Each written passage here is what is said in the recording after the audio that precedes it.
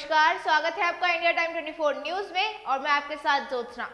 Delhi ex serviceman association ने raising day के रूप में अपना स्थापना दिवस मनाया। इस मौके पर तमाम पूर्व सैनिकों को सम्मानित किया गया। देखिए रिपोर्ट।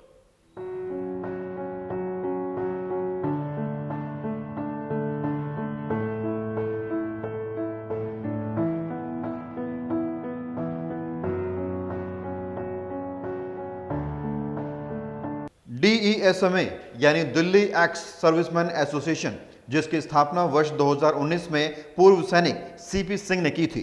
संस्था का उद्देश्य है पूर्व सैनिकों को एकजुट करना और उनके अधिकारों की रक्षा करना। आज दिल्ली एक्स सर्विसमैन एसोसिएशन ने अपना दूसरा स्थापना दिवस मनाया, जिसमें तमाम पूर्व सैनिकों ने अपना अनुभव साझा किया।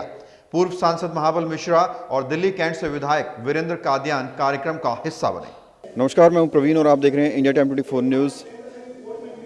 दिल्ली एक्स सर्विसमैन एसोसिएशन एक ऐसी संस्था जिसमें ऐसे लोग जुड़े हुए हैं जिन्होंने अपनी पूरी ज़िंदगी देश की सेवा में लगा दी।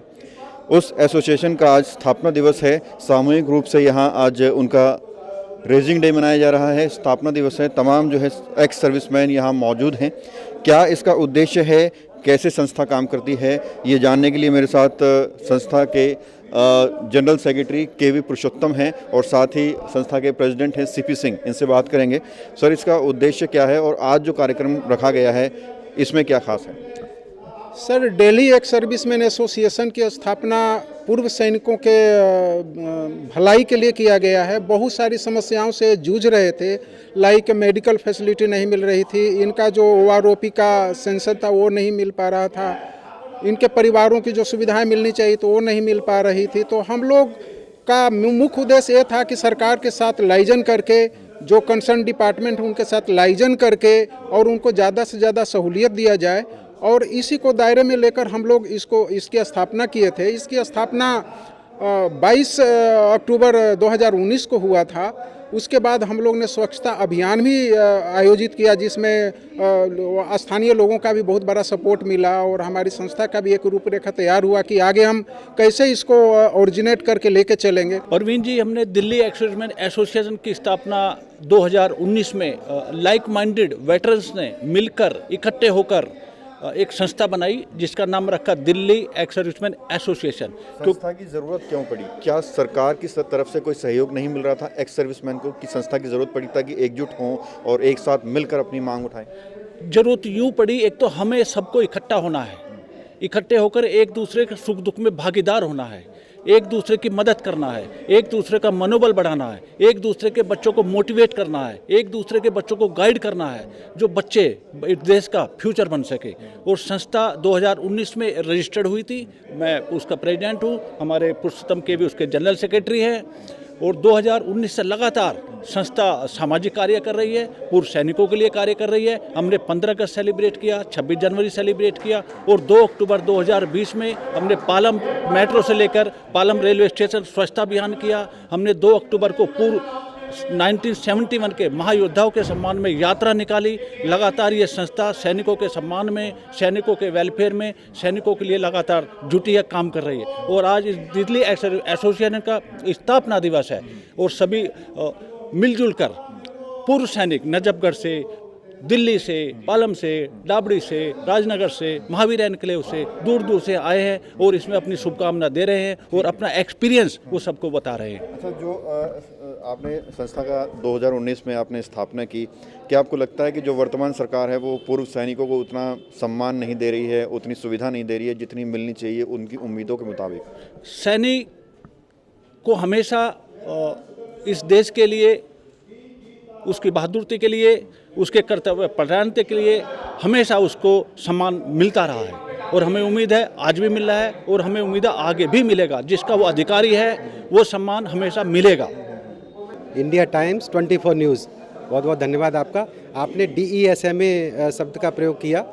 DESMA का मतलब है दिल्ली एक्स सर्विसमैन एसोसिएशन। इसका हमने 2019 में फॉर्मेशन किया था और उसके बाद में हमने बहुत सारे कार्य किए।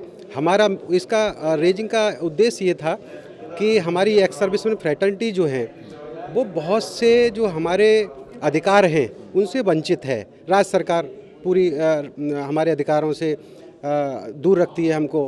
केंद्र सरकार भी है, हमारा ECHS का है, मेडिकल की है, हमारे पेमेंट अकाउंट्स का है, बहुत सारी हैं समस्याएं।